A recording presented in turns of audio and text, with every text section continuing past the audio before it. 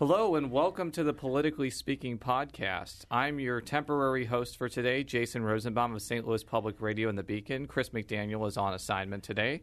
Joining me in studio is Joe Mannies with the St. Louis Public Radio Beacon. And our very special guest for today, Paul Curtman, State Representative. Thank you very much for coming here today. As I said before, you are the second Franklin Countyan to join us. The first was Senator Nieves, but you're the first state rep from Franklin County. So we're always trying to break new ground here. And it's an honor. We thank you for that. But we always ask people to just tell us about their district and what you represent in the state legislature. So that's my first question for you. Sure. I represent District 109, and District 109 kind of encompasses the northeastern quadrant of Franklin County. So I have St. Albans, part of Pacific, Gray Summit, Villa Ridge, Labadie, Union, and Ward 1 in Washington. Ward 1. So Ward 2 people are out of luck for your representation. Because they have Representative David Schatz. So they're not really that out of luck. Yeah, so why don't you tell us and our listeners a bit about yourself. As I've been saying for weeks, there are some who portray you as the Paul Ryan of the Missouri House because of your focus on fiscal issues. I mean, that seems to be your forte. So talk a little bit about yourself and how you got into politics and how you ended up in Jefferson City. Sure. Well, at this point, I still have more professional experience as a United States Marine than I do anything else. That could be handy in Jeff City. Right. Sometimes it does come in handy. But I served in the United States Marine Corps in the infantry from 1999 to 2003 on active duty, and then in the reserves until 2009. I worked for a little bit as a financial advisor. I was licensed as a Series 7 General Securities investment representative. But then an unfortunate thing happened. A couple of my friends died in the Marine Corps, and I just started becoming more sensitive to things that were going on in government. And so I think that one of the drives that I have is a little bit unique, maybe compared to some of my other colleagues. I started paying attention to things that were going on in government, being a little bit more sensitive, like I just mentioned, and I started to carry a chip on my shoulder for politicians. Ironically, now I'm a state representative, but do you feel? In what way? You mentioned you had a chip on your shoulder about them. Were you? Well, what happened when a couple of my friends died is it was right about the time of the 2004 election, and politicians were the wars were a hot button issue, and I understand at the time? that. No. I was back. I came back home, and I was in college. But I mean, your friends. Yes, it was in Iraq. Okay. And so I'm hearing politicians talk about how they were for or against the war. Of course, John Kerry is famous for it, but it was Republicans too. To be fair.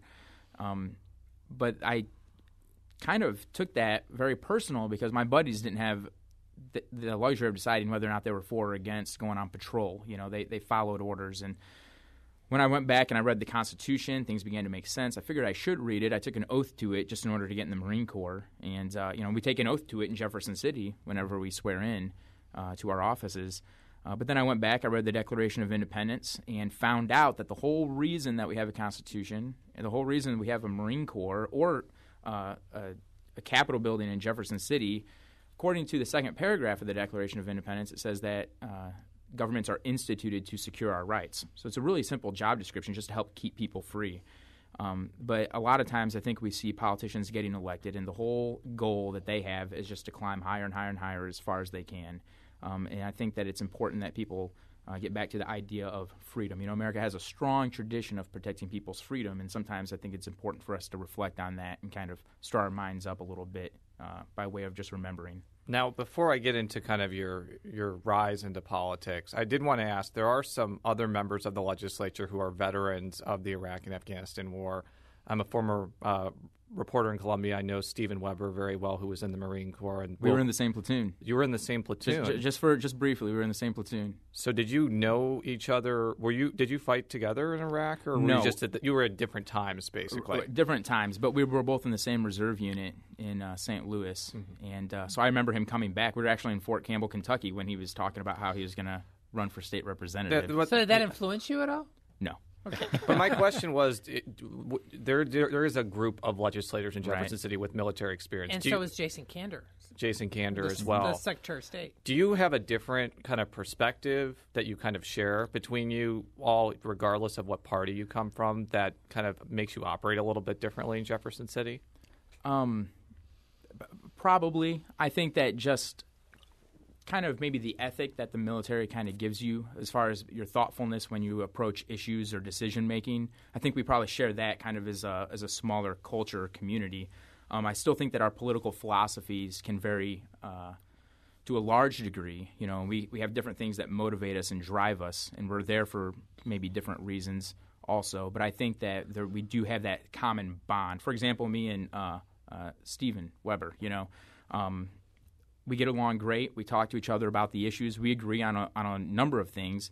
But when it comes to issues along the left or right paradigm, at that point we'll begin to separate a little bit. So let's kind of talk about your entry into Missouri politics, because I really do feel it's one of the neater stories, because you kind of gained a little bit of internet fame, I guess in 2009 or 2010 during a town hall meeting that was hosted by Senator McCaskill. This is a blast from the past. Yeah, this is is this the big town hall that she did in Jefferson County?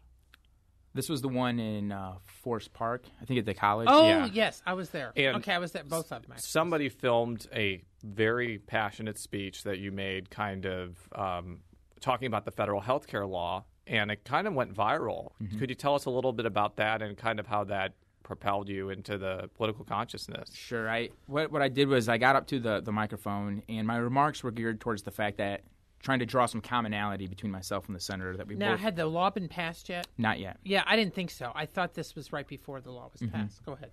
And so I was trying to draw some commonality between myself and the senator that we both took an oath to the Constitution. You know, my role was in the Marine Corps, your role's in the United States Senate.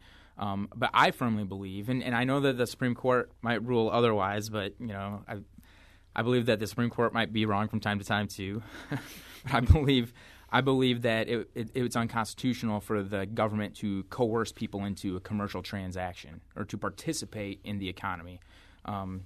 So I brought that up and I said, you know, we need to stick with the Constitution, and I would rather you have an apology to offer for, you know, wanting to push this through on the people of Missouri rather than just provide an explanation for why she was voting the way she voted. But that video went viral, and I did a couple interviews on Fox and Friends that week, and just kind of get the message out a little bit more. You know, I was thinking this will just be a 1 week issue. You know, I'm just the flavor of the week as far as the internet's concerned. And but that was not to be the case, because you entered a race against Democrat Michael Frame of Jefferson County in 2010. What prompted you to do that?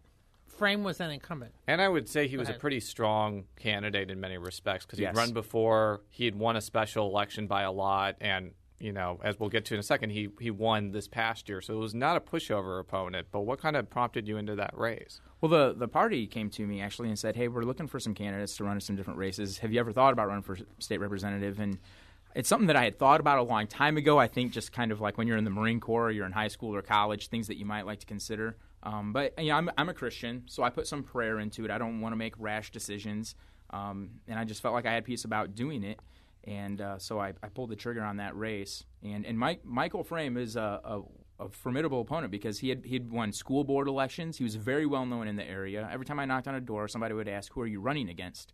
And I'd say Michael Frame, and then it was immediately, "Oh, well, good luck." So it took a lot of effort and a lot of walking. But do you think it helped the fact that the 2010 ended up being a pretty strong, very strong Republican year, in part because of the blowback over the health care vote? Do you think that played a role in your victory? I think it did play a role. I don't believe it was the only factor. I don't think I just rode in easily on coattails. Okay. We had knocked on 30,000 doors. I put my cell phone number on all the mailers and all the flyers that I sent out. I was just trying to be as available and as accessible as possible, and show people that I was a candidate that wasn't afraid to get a phone call from them or a text message. And in kind of a quirky situation, because of redistricting, you were put, I guess, in Tim Jones's district, if I'm not mistaken. You decided to run in a Franklin County district, and Michael Frame ran in a Jeffco-based district. You both won. You both served together. And I've talked with both of you about this. Seems like there really wasn't a whole lot of animosity. I don't know if you're best friends or anything, but it seems like you're in a more civil situation than, say, Jeff Rorta and Paul Weiland are, who are about to tear each other apart in that Jeffco election. Is that a fair assessment in many respects? Yeah, I think so. Me and Mike, we get along really well. We talk about issues. We talk about different things going on. We're sure not, best friends by any means, but I think that, it's kind of like little kids. They get into a fight and then they develop this respect and this friendship. I think that's kind of how it was with me and Mike.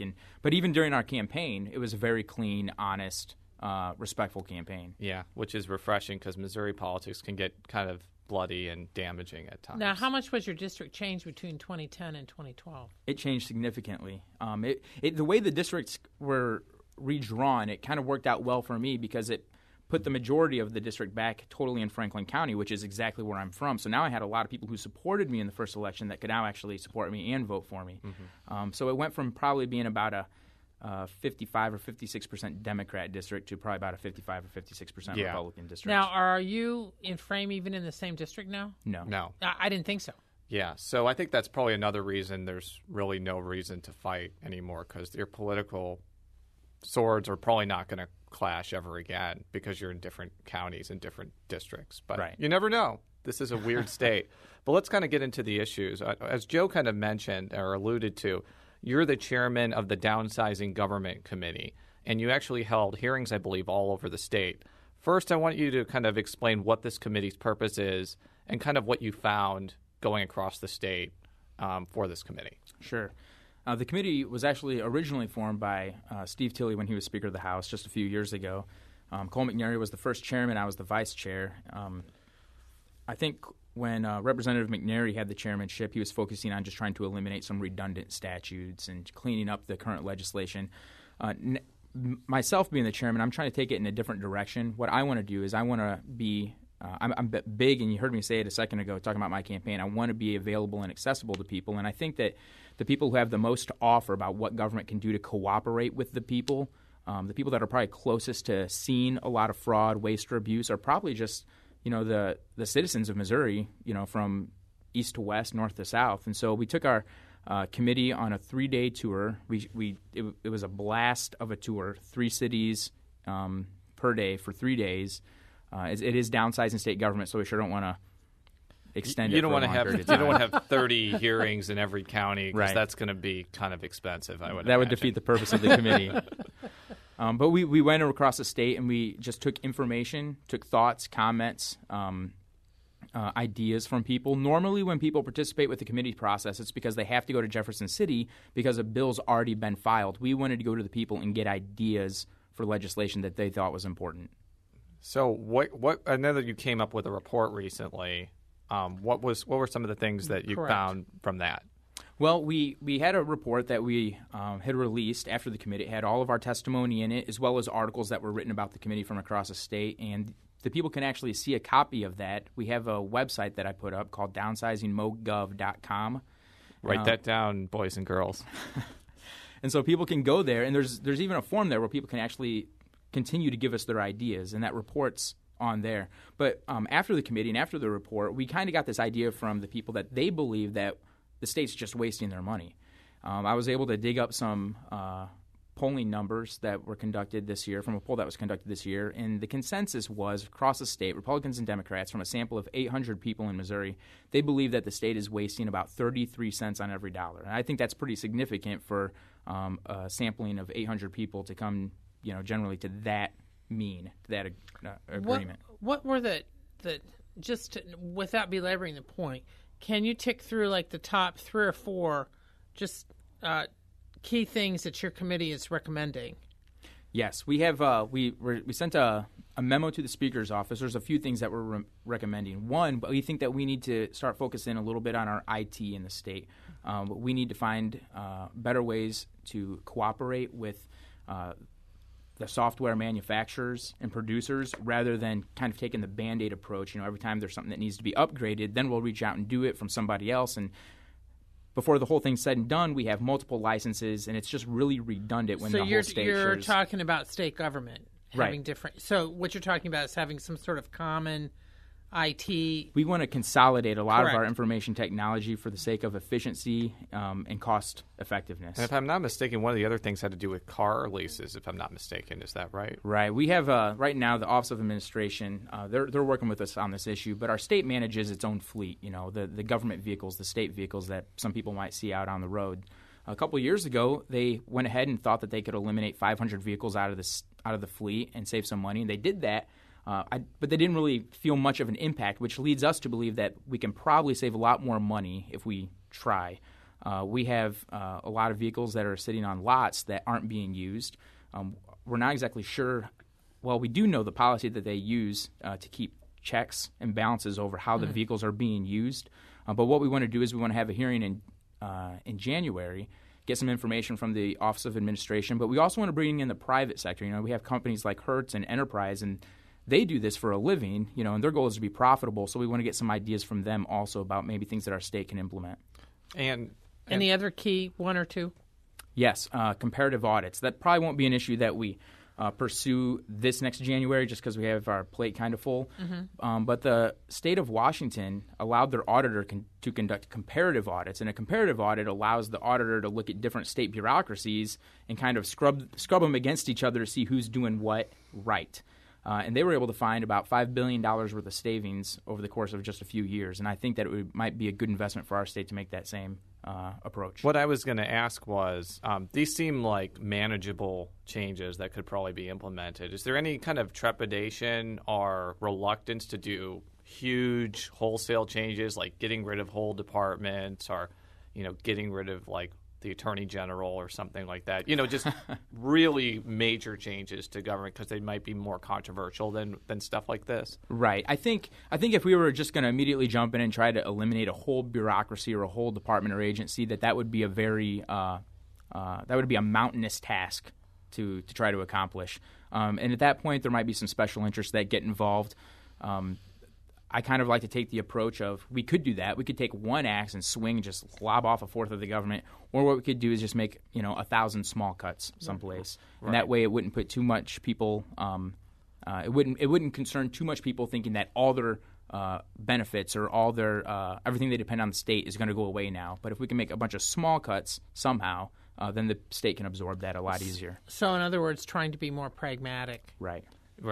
And that was no disrespect to Attorney General Koster. We love you here on the Politically Speaking podcast. Any other hearing? I don't know about that. I don't know if we really love him, but I think it was just a term of endearment. Any other hearings coming up before the session starts? Not before the session starts, but right at the very beginning of the session, we're going to be taking some hearings for information purposes only, not necessarily talking about legislation, but a lot of these different bureaucracies and agencies and the things that the state is currently doing, we're going to be having informational hearings on those. Now, I want to shift gears to the past a little bit. I guess the recent past. I guess special session was, 2 or 3 weeks ago?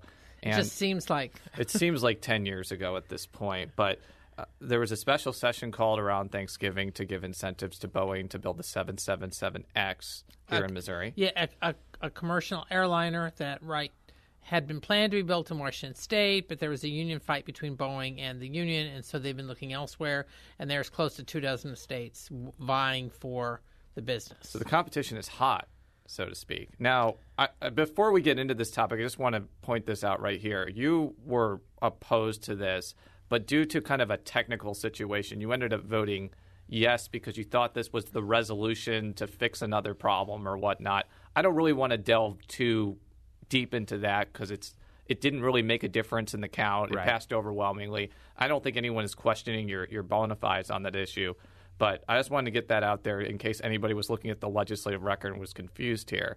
But getting that out of the way, what were kind of your trepidations or misgivings about this proposal or just the idea of giving this incentive package to Boeing? Well, there's a couple things that cause me great concern. First of all, when we're talking about a $1.7 billion package to be passed in such a short amount of time, I believe that when the government rushes to do stuff, it'll make mistakes. And sometimes those mistakes can become exponential, which, the case that you just mentioned, I think, was just one illustration of that. But we're talking about a lot of tax incentives. Now, according to the way the bill worked, $1.7 billion, but in the bill, the governor and the Department of Economic Development would have also had authority to extend the build incentive, one of the incentives in the program, by another 0.5%. That would have extended it from a $1.7 billion project to a $2.4 billion project, pretty much. Mm-hmm. And so I think in order for the state to come back and receive the actual economic benefit of a $1.7 billion program is one thing, but then if you extend that to $2.4 billion, we got a lot further to go. And so I was a little concerned about that. But also, when you crunch the numbers that the governor gave us in his own handout, according to that, running the numbers through the incentives and how many jobs it would create, in order to cover the $1.7 billion tax gap that would effectively have been created between 2018 and 2022, we would have had to have over 40,000 non-Boeing manufacturing jobs come into our state. And I don't know where we're going to get those other 40,000 jobs to help cover this. And then by 2032, that number would drop down to 6,000. But the governor's numbers, using his numbers, I couldn't find anything past 2032. I couldn't find any numbers to indicate that we would begin to bring the state back. Now, our guest last week, Michael Butler, he said he was going in there and voting no because he did not like the fact that this was an example, in his view, of corporate welfare. But he voted for it anyways because the job possibilities was enticing.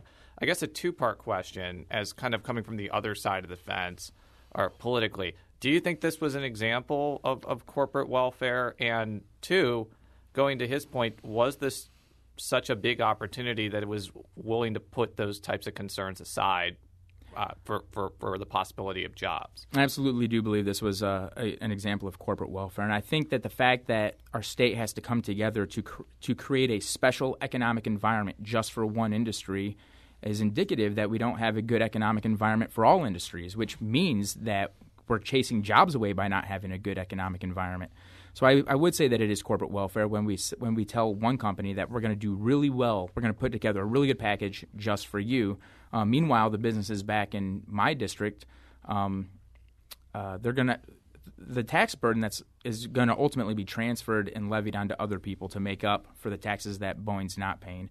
And I understand that we don't have another aircraft manufacturing company in Missouri that would be competing against Boeing. So it's not necessarily picking winners and losers as far as businesses within one industry goes.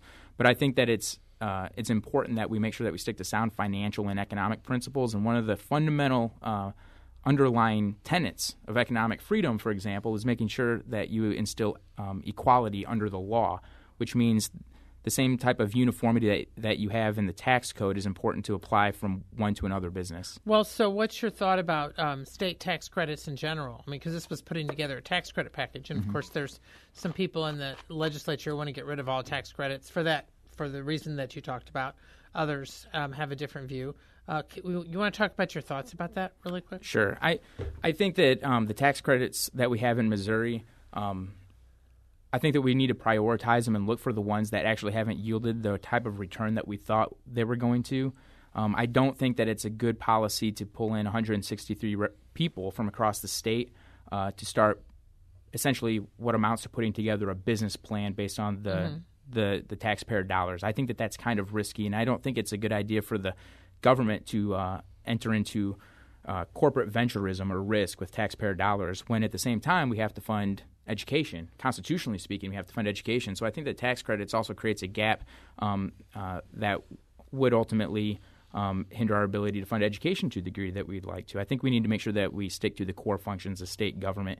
And as these tax credits come up, we just need to be very careful about how we go about it and make sure that we have a good, the risk does not levy against us, that things are in our favor already. Now, I don't want you to speak for other people because you weren't in the legislature in 2008, but this situation brings to mind for me Bombardier in 2008. And that was as I said last week and several other times, that was an instance where the state legislature was trying to incentivize Bombardier to come to Kansas City.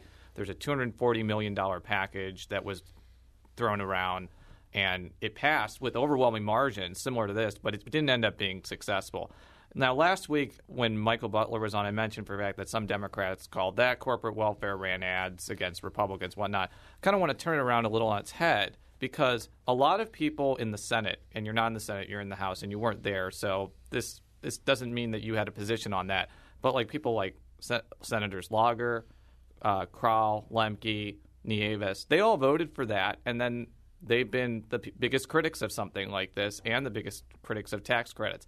So I guess more philosophically, in your time in the legislature, has there been kind of a shift in the way some of the most conservative members look at some of these deals and in tax credits in general, just say from the time you entered the legislature up until now? I think so. I think our legislature is continually becoming more thoughtful. It might not always seem like that depending on what bills that are being put up. But from my first year in the legislature, my first session at least, when I compare this last session to my first session, I see a lot more discussion going on in the offices and in the hallways about some of these bills, which to me, that's a good sign. It's not where I would like it to be by any means, but it's a step in the right direction. I think that I think people are starting to actually deliberate some of the issues to the degree that most of the people expect out of us. Well, I guess that would be a net positive, even if you didn't agree with the example there. Let's kind of turn a little bit to tax policy because we know our listeners love numbers and tax policy. We've talked kind of ad nauseum on the show about the tax cut bill, which didn't end up getting overridden, which will probably come back in some form next year. And before we kind of touch on that, I know that you actually have kind of a different tax proposal that I thought it would be worth you sharing and us discussing. So what is it, basically? Sure. Well, there's kind of two issues. The first one is right now our tax brackets in Missouri range from $1,000 to $9,000. Now, those tax brackets were instituted in 1931. Correct. So if you're making $9,000 in Missouri, you're getting charged 6% of taxes. 6% of that has to go to the state government. Well, in 1931, if you were making $9,000, you were living pretty well. So it might have made sense for you to be in the highest tax bracket. But in 2013, you're $2,400 below the poverty line, and you're still in the highest tax bracket.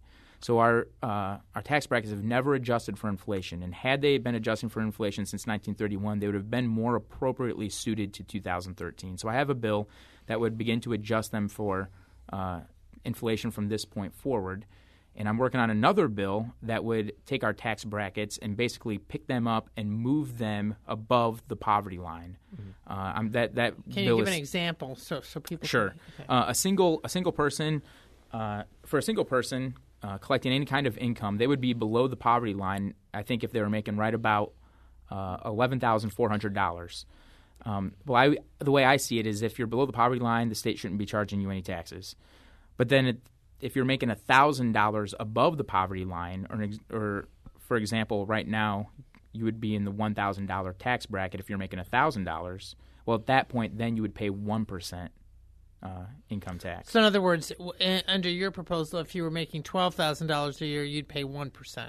Right. Okay. As opposed to now, they're paying 6%. 6%. Now, if I'm not mistaken, and I could be wrong on this, and you probably were coming from a different philosophical bent, but didn't Jeanette Mott Oxford propose something relatively similar? Maybe she wanted to raise the taxes. And she's a Democrat, by the way. She's a Democrat, a very progressive, liberal Democrat.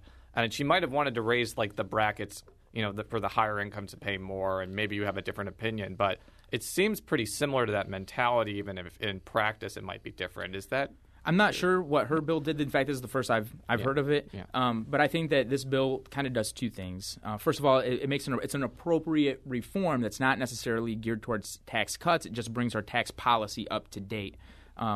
And I'm still looking into this. It's possible I might see some things that I don't like and decide to scrap the whole thing. But right now, I think I'm taking trying to take a thoughtful approach to it. Yeah. But I think it'll do two things. First of all, I think that I can meet the left on this by saying this is going to help out a lot of people who are not as well off as others. But at the same time, I think that it's possible that we're also going to see a lot of money kept in the local economies rather than sent to the government simply because we're moving the tax brackets up. It's possible. I guess it just depends on how you rearrange those brackets, right, if I'm not mistaken. Yeah. What sort of reaction have you been getting from the House leadership? None right now, just because I'm still in the process of working on a good draft. I've gone through 4 different drafts of this bill, trying to find something that's appropriate and that will work. I want something that will work, that people can get on board with, that we all feel like we can take back home to our districts. Now, what do you think the general tax cut environment is going to be post HB 253. You voted to override that. I guess you Right. voted for the initial bill. What do you think? What do you see coming out from that perspective of tax policy next session? Representative T.J. Berry from the western side of the state was the one that kind of spearheaded the whole issue last year. It was his bill. I talked to him a little bit this year, and I'm not sure exactly what his new bill all entails. I'm not so sure he's going to focus as much on the income tax cuts, but I am for income tax cuts. I think that House Bill 253 was a good bill. It wasn't radical by any stretch of the imagination. It was 0.5% reduction over the course of 10 years in increments of 1/20%. With certain safety nets. But obviously that didn't fare too well with our governor, and we weren't able to override his veto. So we obviously have to take another approach. So I am looking forward to see what Representative Berry brings back to session. Is it going to be slightly harder, though? I'm sure you heard the news last week that one of your colleagues was tapped for the Board of Probation and Parole. I'm sure that made Tim Jones just super happy that you're now below 108 because Jason Smith's seat is still vacant. This other seat may not be filled for a while. And just so our listeners know, it's 109 is needed to override anything. Right. Is that going to make it a little bit more difficult to maybe pass something if this is controversial, especially the tax cut? Or do you think that those might be filled by the time you really get down to brass tacks? They might be filled. Now, I'm not sure. The representative that was tapped by the governor to fill that position, I'm not sure how he voted on the override. He voted no. He was a no on that. Oh, he was a no on the override? Dennis Okay. Fowler was one of the intransigent 15 or fearless 15 or whatever you want to call it. But yes, continue. So obviously on a bill like this, it wouldn't make a difference. Right now, I guess the hope is that we could fill somebody that would actually vote yes. But I think that as far as when it comes to putting up bills that we think we might have to override the governor's veto on, I think that area is a pretty safe Republican district. So I would say so. I think that the speaker is probably pretty confident that we'll be fine there. Well, will there be more strains with the school districts? I mean, because the school districts had a key role in influencing these Republicans and others to not vote for the override because they were contending what it would do to their budgets. Is this going to affect either the crafting of the new bill or the relationship between tax cut advocates such as yourself and school districts? I think that's something that each representative would have to speak to as far as the relationship that they have with their superintendents and school boards. Last week I met with the superintendents from the districts in my county, and we have a good relationship even though I was for the tax cut and they weren't. And we discussed that to a great degree. Really? Yeah, and so, but what we had a good meeting. We usually meet and we keep in communication about several issues. But I guess that your question about whether or not it's going to interfere with the relationships all comes down to how the representatives and the superintendents, the approach that they take to communicate. How do you kind of see yourself in the Republican caucus? I do kind of see that you have different philosophical bent. A bit more libertarian, potentially? Maybe a bit more libertarian. Does that make you more popular among your caucus, or sometimes people, question a lot of your things? I think what it does, and I do have a libertarian streak in me on a few issues. There's some issues I just don't think the government should be involved in at all. Example?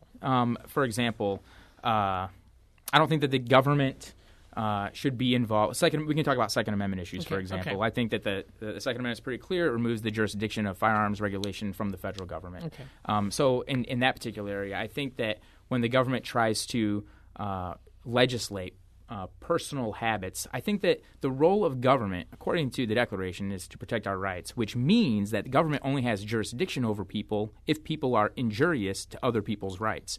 And so I take that principle and apply it to the issues. And so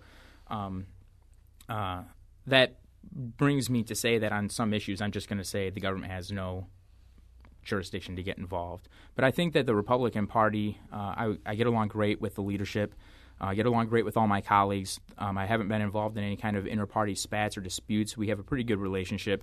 But I bring a lot of value to the party because Ron Paul has a lot of young supporters, and I've immediately been able to kind of tap into that crowd and that demographic. There were thousands of people in St. Charles, and I kind of predict if Rand Paul does run for president, it's going to be, not to say that Ron Paul's campaigns were not serious, because they were. They attracted a pretty wide following.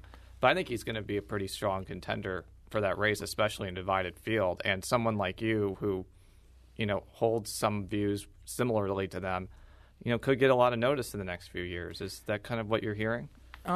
Maybe it'd be good for me. I've got a message that I want to get out to people. But yeah, I mean, I supported Ronald Reagan said that libertarianism is the heart of conservatism. Drawing attention to the idea that the whole point of being a Republican or conservative is just to help keep people free, like I've said. And he also said that if you find a candidate that you agree 80% with, then that's your candidate. And Ron Paul, the 80% that I agreed with him on was economic policy and fiscal issues. And most people I talk to say that they can't argue with him on a lot of those issues. He was he made himself the authority on monetary policy and economic policy. Well, we'll see what happens in 2016. As I kind of alluded to earlier, maybe you'll be Rand Paul's running mate in 2016. That would probably be a dream of yours. So to close it out, you can read all of our stories at stlpublicradio.org. You can follow me at Twitter at @JRosenbaum. You can follow Joe at J Mannies. That's JMannies. And you can follow the representative at Paul Curtman. He has a very devoted following on social media. So I'm hoping you post this on and we get thousands of hits. Absolutely. We will see. Anyways, thank you for joining us. And until next week, so long.